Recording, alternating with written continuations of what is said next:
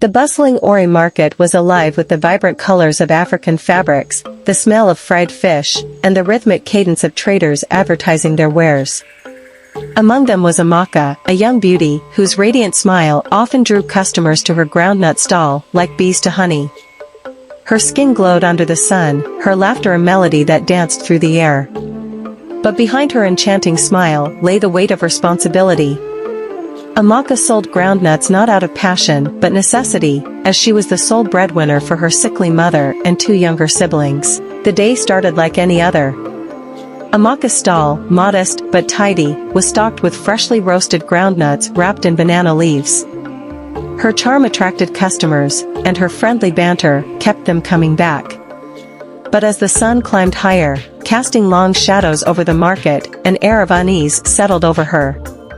Amaka noticed him first from the corner of her eye, an old man with a weathered face and piercing eyes, his frame draped in a faded agbada. He lingered at the edge of the market, his gaze fixed on her. She tried to ignore him, focusing instead on the young man haggling over a bag of groundnuts. Yet every time she glanced up, there he was, unmoving, staring. The man approached as the market thinned in the late afternoon. His gait was deliberate, his footsteps light, despite his apparent age. Amaka stiffened as he stopped before her stall, his eyes scanning her with an intensity that sent shivers down her spine. "Good afternoon, my daughter," the old man greeted, his voice gravelly but kind. "Good afternoon, Baba. How can I help you?" Amaka asked, masking her unease with politeness. "I see you work hard," he said, his gaze unwavering. "And I see you carry burdens heavier than your years." Amaka's hand faltered as she wrapped a bag of groundnuts. "Baba, do you want to buy something?" He chuckled softly. "Patience, my child. Tell me, do you believe in destiny?" The question caught her off guard. "I don't know," she replied cautiously. "I believe we make our own paths." He mused, stroking his gray beard. "And what if the path ahead is one you cannot foresee?" Amaka's unease deepened. "Baba, if you don't want groundnuts, I think you should move along. I have work to do." The old man reached into his agbada and pulled out a small, intricately carved wooden box. "This is for you," he said, placing it on her table. "I can't take that," Amaka protested, stepping back. "You can," he insisted, his voice firm, "and you must. Inside lies your future." Amaka stared at the box, her heart pounding. "Why are you giving me this?" "You'll understand soon," he said cryptically. Then, without another word, he turned and walked away, disappearing into the maze of market stalls. Amaka was left trembling, the box untouched on her table. She wanted to throw it away, to rid herself of whatever strange energy the old man had brought with him. But curiosity gnawed at her. She glanced around, half expecting him to reappear. When he didn't, she quickly packed up her stall and headed home, the box tucked reluctantly under her arm. The walk home was unusually quiet. The usual chatter of neighbors and laughter of children seemed muffled. Amaka's mind raced, torn between fear and intrigue. She reached her family's small compound and was greeted by her younger siblings, who ran to her with joy. Their laughter momentarily eased her tension. After dinner, as her mother rested and the children played, Amaka sat alone in her room. The box sat on her bed, its carvings intricate and unfamiliar. She hesitated, her fingers trembling as she lifted the lid. Inside was a single folded piece of parchment and a tiny vial filled with a golden liquid. Amaka unfolded the parchment, her eyes scanning the strange symbols. Then, as if alive, the letters rearranged themselves into a message she could read: "Beware the one who smiles but hides a dagger. When the moon is full, the truth will come to light. Drink the vial when you are ready to see beyond the veil." Her breath hitched. The words were ominous, the meaning unclear. Who was the one hiding a dagger? And what veil was she supposed to see beyond? She clutched the vial tightly, her fear mingling with the burning desire to understand. A sudden knock at the door jolted her. It was too late for visitors. Her siblings had gone to bed, and her mother was in no condition to rise. The knock came again, louder this time. Who is it? Amaka called, her voice shaking. Silence. Her heart raced as she approached the door. She peeked through the crack, but the night was dark, and she saw no one. Another knock, louder and more insistent, made her jump back. Her eyes darted to the box, then to the door. Amaka, a voice called from outside. It was soft yet unfamiliar. Open the door. She froze. How did the stranger know her name? Fear gripped her as she clutched the vial and backed away. Who are you? She demanded. The voice didn't answer. Instead, the door creaked open on its own, revealing the dim silhouette of the old man, Mr. Emma, standing on her threshold. You were not supposed to open the box, he said, his voice tinged with sorrow. Now, you've awakened something far greater than you can comprehend. The room seemed to grow colder, the air thick with an otherworldly presence. Amaka's pulse thundered in her ears as Mr. Emma stepped inside, his eyes glinting with an emotion she couldn't place. Your destiny begins tonight, he whispered, as the shadows around him seemed to ripple and grow. The air was heavy as Amaka stared at Mr. Emma, his eyes glowing faintly in the dim room. Shadows danced on the walls, moving unnaturally, as if alive. Amaka's heart pounded, and she clutched the vial tighter, unsure of what to do. Your destiny begins tonight, Mr. Emma had said, but before she could demand answers, the sound of a distant gong broke the tension. It was the village akoro, a signal of grave importance. Mr. Emma's face darkened, and without another word, he turned and vanished, as if swallowed by the night. Amaka stood frozen, her mind racing. The mysterious message, the old man's warning, and now the sudden gong, it was too much. She tucked the vial and parchment back into the wooden box and hid it under her mat. She needed answers, but first, she needed to know why the akoro was being sounded. The village square was already teeming with people when Amaka arrived. Women with clay pots on their heads whispered in worried tones, men holding wooden staffs stood with stern faces, and children clung to their mothers' wrappers. The village chief, Enz Obiora, stood in the center, flanked by his council of elders. His long, flowing igbata swayed as he raised his hand for silence. My people, he began, his voice deep and commanding, strange things are happening in our land. The neighboring village of Umwaga has reported disappearances. 3 of their strongest hunters vanished without a trace on a 4-market day. A murmur rippled through the crowd. A 4 was one of the sacred 7 market days in their calendar, a time of trade and celebration. Disappearances on such a day were an ill omen. Tonight, Enz Obiora continued, our Onokeke, the potter, did not return from the stream. His clay pot was found shattered, and strange footprints were seen near the water. At the mention of the stream, Amaka's stomach churned. She thought of the old woman who always sat by the water, laughing in her strange, unsettling way. The villagers called her Nwaniinjo, the laughing woman. Though no one knew her real name, she had become a fixture of the stream, her eerie laughter echoing through the trees whenever anyone came to fetch water. Amaka's friend, Adaora, nudged her. Do you think it's her? She whispered. Amaka shook her head, unsure, but something in her heart told her that Nwaniinjo knew more than she let on.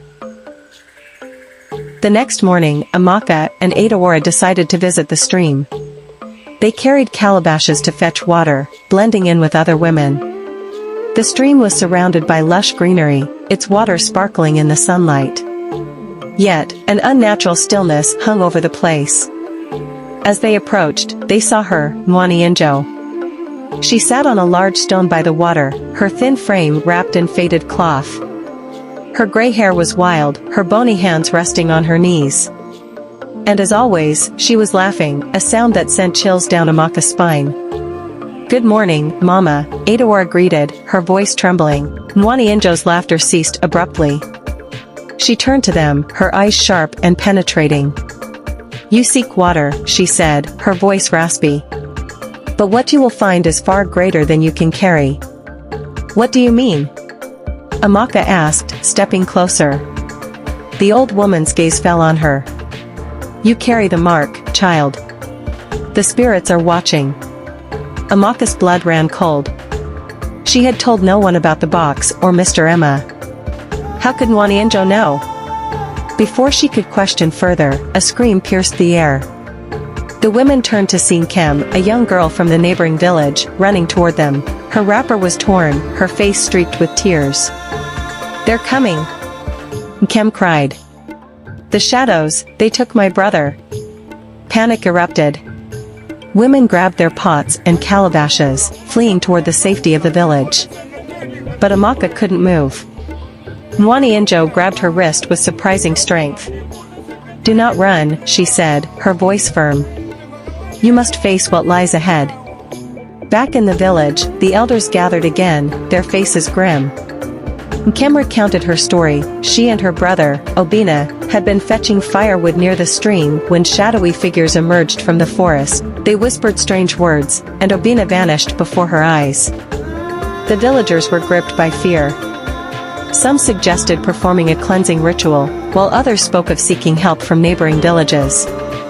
Amaka listened quietly, her mind replaying Nwaniinjo's words. That night, as the moon rose full and bright, she retrieved the wooden box. She stared at the vial, the golden liquid glowing faintly in the moonlight.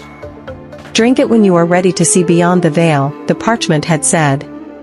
With trembling hands, she uncorked the vial and drank. The effect was immediate. A wave of warmth coursed through her, followed by a flood of visions. She saw the stream, but it was different, darker, its waters swirling unnaturally. She saw Nwaniinjo, younger and regal, wearing beads and a crown, standing before a crowd of people who knelt before her. Then she saw the shadows, twisted, formless beings whispering in a language she couldn't understand. They moved toward the stream, their presence suffocating. Amaka gasped, dropping the empty vial. The room spun, and when she opened her eyes, she was no longer in her hut. She stood by the stream, but it wasn't the same. The water was black, the trees twisted and gnarled. Nwaniinjo stood before her, no longer old and frail, but youthful and powerful. "You have crossed the veil," she said, her voice echoing. "The shadows you fear are not what they seem. They were once protectors, but betrayal turned them into what they are now." "Betrayal?" Amaka asked, her voice shaking. Nwaniinjo nodded. "The betrayal of blood, of trust. And you, Amaka, must set it right." Before Amaka could respond, the shadows emerged, their forms more menacing than in her visions. They surrounded her, their whispers growing louder. "Choose, Amaka," Nwaniinjo said. "Face them or flee. Your destiny depends on it." Amaka's heart pounded as the shadows closed in, their whispers now deafening. She clenched her fists, her mind racing. What choice could she make? Amaka stood frozen by the eerie black stream, her heart pounding as the twisted shadows closed in. Their whispers wrapped around her like vines, suffocating and incomprehensible. In the moonlight, Nwaniinjo appeared otherworldly, her once tattered robes now shimmering faintly as if woven with starlight. "Do not let fear consume you," Nwaniinjo's voice cut through the cacophony of whispers. "The shadows cannot harm you unless you allow them to." The words offered little comfort as the shadows began to swirl faster, their forms shifting. Amaka felt the weight of their gaze, though they had no discernible eyes. Her instinct screamed for her to run, but her feet stayed rooted. "What do they want from me?" she managed to ask, her voice trembling. "They want what you carry," Nwaniinjo said, her eyes narrowing. "The gift given to you by the old man, Mr. Emma. It is a key, a bridge between what was and what will be. But beware, it is both a blessing and a curse." Amaka's mind reeled. The small wooden box she had hidden under her mat suddenly felt like a dangerous secret. "Why me?" she demanded, anger and confusion flaring in her voice. "I never asked for this." "Destiny does not ask," Nwaniinjo replied, her tone unyielding. "It simply chooses." Suddenly, the shadow surged forward, encircling Amaka.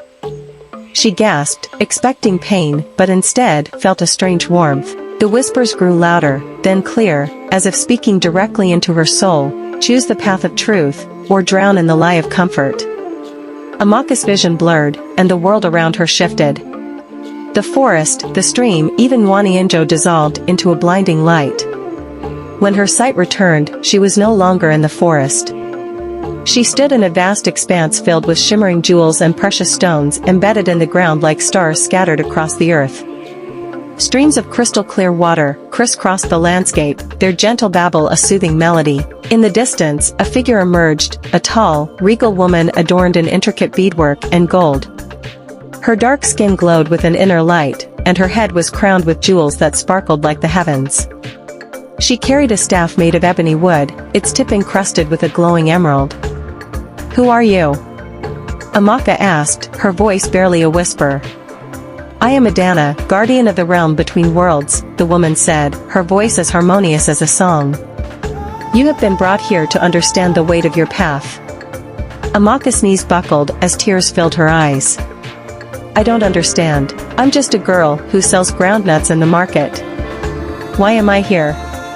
What do you want from me?"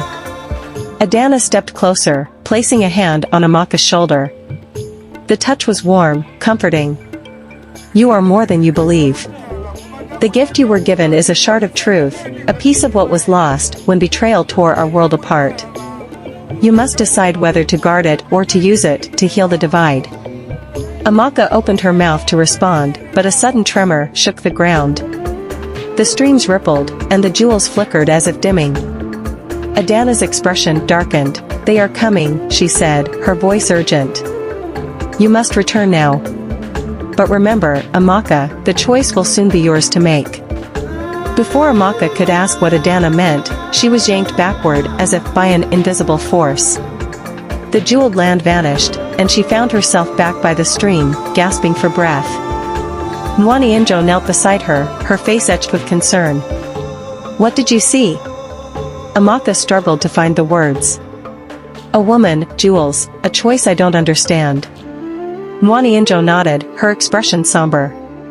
"Adana has shown you the truth. The shadows that haunt this land were once protectors, guardians of harmony. Betrayal turned them into what they are now, beings of pain and sorrow." Amaka's mind raced. "But why me? How do I fix this?" Before Mwani Injo could answer, a rustling in the nearby woods drew their attention. From the shadows emerged Adaora, her face pale and tear-streaked. She clutched a bundle wrapped in cloth, her hands trembling. "Adaora!" Amaka exclaimed, rushing to her friend. "What happened?" Adaora looked around, her eyes wide with fear. "Amaka, my brother, Chakwudi, found something in the woods, a stone that glowed. He brought it home, but now he's sick. The elders say it's a curse. I didn't know where else to go." Mwani Injo's gaze sharpened. "Show me the stone." Adaora hesitated, then unwrapped the bundle. Inside was a small, glowing gemstone that pulsed with an eerie light. Mwani Injo's expression darkened. "This is no ordinary stone," she said. "It is a fragment of the same power that was entrusted to you, Amaka. Its presence in the wrong hands brings sickness and ruin." Amaka stared at the stone, a sense of foreboding washing over her. "What do we do?" "We must return it to its rightful place," Mwani Injo said firmly. "And quickly, before more harm is done." Adaora clutched Amaka's hand. "Please, Amaka. I don't want to lose my brother." Amaka's heart ached at her friend's desperation. She nodded. "We'll fix this." As the three women prepared to leave, a faint sound echoed through the woods, a low, guttural growl. The shadows reappeared, their forms more menacing than before. "They know," Mwani Injo said, her voice grim. "They will not let us return the stone easily." Amaka swallowed her fear, her gaze hardening. "Then we fight." The shadows surged, and the air grew thick with tension. The jewel in Adaora's hands glowed brighter, and the stream began to ripple violently. "Prepare yourself," Mwani Injo whispered. "This is only the beginning." The night carried an unsettling chill as Amaka, Mwani Injo, and Adaora moved swiftly through the forest, the glowing stone wrapped tightly in Adaora's trembling hands. The shadows seemed to thicken with every step, and the distant growls of unseen creatures echoed ominously. The forest was alive with the eerie rustling of leaves, as if the trees themselves were watching the trio's desperate journey. "Where are we going?" Adaora asked, her voice strained with fear. To the ancient grove beyond the stream, Mwaniinjo replied. It is the only place the stone's power can be contained. Amaka glanced at the bundle in Adora's hands, her resolve hardening. The vision of Adana still lingered in her mind, her words echoing like a distant drumbeat. You must decide whether to guard it or use it to heal. They reached the stream, its once tranquil waters, now roaring angrily. The moon's reflection danced on the surface, fragmented and wild. Mwaniinjo paused, her gaze fixed on the turbulent waters. This is where the test begins, she said, turning to Amaka. You must cross first. Why me? Amaka asked, her voice wavering. Because the shadows are drawn to you. You carry the key to their salvation, and their destruction. Amaka hesitated, then nodded. She stepped into the water, its icy grip sending a shiver up her spine. As she waded deeper, the shadows along the bank began to stir, their low growls rising into a deafening cacophony. Suddenly, the ground beneath her shifted. She stumbled, and a dark tendril shot out of the water, wrapping around her ankle. She screamed, but before the shadows could pull her under, Mwaniinjo raised her staff, slamming it into the ground. A burst of light erupted from the staff, forcing the shadows to retreat. Go, Amaka! Mwaniinjo shouted. Fueled by adrenaline, Amaka pushed forward, finally reaching the other side. Adora followed closely, clutching the stone like a lifeline. Mwaniinjo was the last to cross, her staff glowing faintly as she stepped out of the water. We don't have much time, she said, her voice grim. The shadows are growing stronger. They continued through the forest until they reached a small clearing. At its center stood a simple thatch-roofed hut, its walls covered in ancient carvings. Mwaniinjo gestured for them to enter, and they stepped inside, their eyes adjusting to the dim light. The interior was sparse, save for a single clay pot in the center of the room. Surrounding the pot were symbols etched into the dirt floor, their meaning lost to time. This is where we will place the stone, Mwaniinjo explained. But it must be done with care. If the ritual is interrupted, the consequences will be dire. Amaka knelt beside the clay pot, her hands trembling as she prepared to unwrap the stone. Adora stood beside her, tears streaming down her face. Amaka, I'm scared. I am too, Amaka admitted. But we have to be brave. For your brother. For everyone. As the stone was placed into the pot, the room trembled. The carvings on the walls began to glow, and the air grew heavy with energy. The shadows outside the hut howled, their cries of rage shaking the very ground. They know what we're doing, Mwaniinjo said, her voice tense.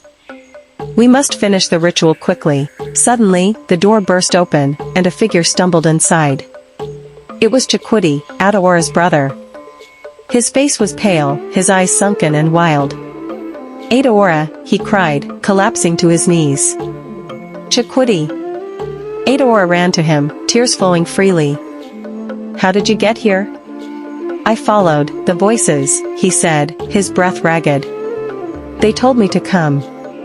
Mwaniinjo's eyes narrowed. The shadows have sent him. They're trying to stop us. Before anyone could react, the shadows poured into the hut, their forms twisting and writhing.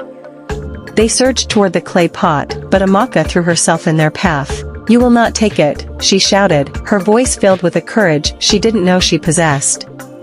The shadows hesitated, as if surprised by her defiance. Then, with a deafening roar, they attacked. The battle that followed was chaos. Mwaniinjo wielded her staff like a weapon, its light keeping the shadows at bay. Adora and Chikwudi clung to each other, their faces pale with terror. Amaka fought with everything she had, her determination unyielding. But the shadows were relentless. They swirled around the clay pot, their dark tendrils reaching for the stone. Just as one of them was about to seize it, a blinding light filled the room. It was the stone. It pulsed with a radiant energy, forcing the shadows to retreat. In the glow, Amaka saw something extraordinary. The shadows were transforming. Their twisted forms melted away, revealing the faces of people, men, women, and children, who looked lost and afraid. They're not monsters, Amaka realized. They're souls. Mwaniinjo nodded. They were cursed long ago. The stone holds the power to free them, but only if you choose to use it. Amaka stepped forward, her heart heavy with the weight of her decision. She placed her hands on the clay pot, her eyes meeting those of the shadows. "I choose to free you," she said, her voice steady. The room erupted in light, and the shadows let out a collective cry, a sound of pain and release. As the light faded, the souls vanished, leaving the hut silent and still. Amaka fell to her knees, tears streaming down her face. "Is it over?" she whispered. Mwanienjo placed a hand on her shoulder. "For now." But as they stepped outside, the forest was eerily quiet. The air was thick with an uneasy calm, as if the land itself was holding its breath. And in the distance, a faint growl echoed, a reminder that their journey was far from over. The forest was still as Amaka, Adaora, Chikwudi, and Mwanienjo stepped out of the hut, their hearts heavy with exhaustion but lifted by a fragile hope. The battle inside had been fierce, but they had succeeded in freeing the cursed souls. The glowing stone had dimmed, now resting quietly in Amaka's bag. But the uneasy silence of the forest weighed on them, a reminder that their victory was not yet complete. "We must return to the village," Mwanienjo said, her voice steady but low. "The land must heal, and the people must know the truth." As they made their way through the forest, the first light of dawn crept over the horizon, bathing the trees in a soft golden glow. The stream, once dark and menacing, now flowed clear and serene, its surface shimmering like glass. Amaka paused, her reflection staring back at her. She no longer saw just a groundnut seller, she saw a young woman forged by courage and purpose. "Amaka," Mwanienjo called, her tone urgent. "We must hurry. The shadows are weakened, but their remnants may still linger." When they arrived at the village, the market was already stirring with life. Women balanced baskets of yams and cassava on their heads, traders arranged their wares, and children chased each other through the stalls. The sight of normalcy after such chaos was jarring, yet comforting. Amaka, however, felt a pang of unease. Something was missing. "Where is the feast?" she whispered to Adaora. The elders had planned one for the harvest. Adaora looked around, her face clouded with worry. "You're right. The drummers should be here by now, and the aroma of jollof rice should be in the air." As they moved deeper into the village, they noticed clusters of people murmuring anxiously. Some pointed toward the elders' compound, their faces pale with fear. "Something is wrong," Chikwudi said, clutching his sister's arm. Mwanienjo's expression darkened. "Stay close. Whatever it is, we must face it together." At the elders' compound, a grim scene unfolded. The villagers were gathered in a tight circle, their voices hushed. At the center stood Elder Nwafer, his usually proud figure slumped with despair. Before him lay several villagers, unconscious, their faces pale and their bodies trembling as if gripped by an unseen force. "The curse," a woman whispered, her voice shaking. "It's spreading." Amaka stepped forward, her heart pounding. "No, it's not the curse. It's the shadows, they're fighting back." The villagers turned to her, their eyes wide with confusion and fear. Elder Nwafer raised his head, his gaze locking onto Amaka. "What do you mean, child?" Amaka took a deep breath and began to recount everything, the strange old man, the cursed stone, the battle at the hut, and the shadows that haunted the land. As she spoke, the villagers listened in stunned silence. The shadows were once protectors of this land, she concluded. But betrayal turned them into something darker. "We freed many of them, but some remain, clinging to their pain and anger. They must be defeated." The villagers murmured amongst themselves, doubt and fear flickering in their eyes. "How can we fight what we cannot see?" someone asked. Mwanienjo stepped forward, her staff glowing faintly. "You fight with courage, unity, and trust. The shadows thrive on division and despair. Together, we are stronger." Elder Nwafer nodded, his resolve hardening. "Then we will fight. Prepare the warriors and the hunters. Gather the women and children in the market for protection." As the sun climbed higher, the village sprang into action. The men armed themselves with bows, spears, and machetes, while the women prepared supplies and food, packing them into colorful African bags. Drummers began to play, their rhythms filling the air with a steady, grounding beat. Amaka found herself at the center of it all, her heart racing with a mixture of fear and determination. She clutched the bag containing the dimmed stone, knowing it was both their weapon and their hope. "You're stronger than you think," Mwanienjo said, placing a hand on her shoulder. "The shadows fear you, because they know your light can destroy them." As night fell, the villagers gathered by the stream, their torches casting flickering light on the water. The drummers played a slower, more haunting rhythm, their beats echoing through the forest. And then, the shadows came. They surged out of the darkness, their forms twisting and writhing like living nightmares. The villagers stood their ground, their chants rising in unison as they faced the onslaught. Amaka stepped forward, the stone in her hand glowing faintly.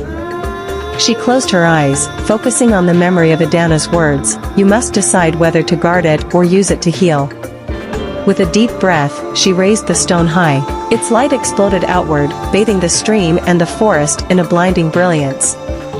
The shadows recoiled, their howls of rage filling the air. "Hold the line!" Elder Nwafer shouted, his spear slicing through the nearest shadow. The villagers fought with everything they had, their courage ignited by the stone's light. The shadows began to weaken, their forms dissolving like mist. But then, a massive shadow emerged, its form towering over the others. Its voice boomed like thunder. "You think you can defeat me? I am the darkness of betrayal itself." Amaka stepped forward, her knees trembling, but her resolve unshaken. "You are not invincible," she said, her voice steady. "The light of truth will always prevail." With a final burst of courage, she thrust the stone toward the shadow. The light erupted, engulfing the creature in a radiant blaze.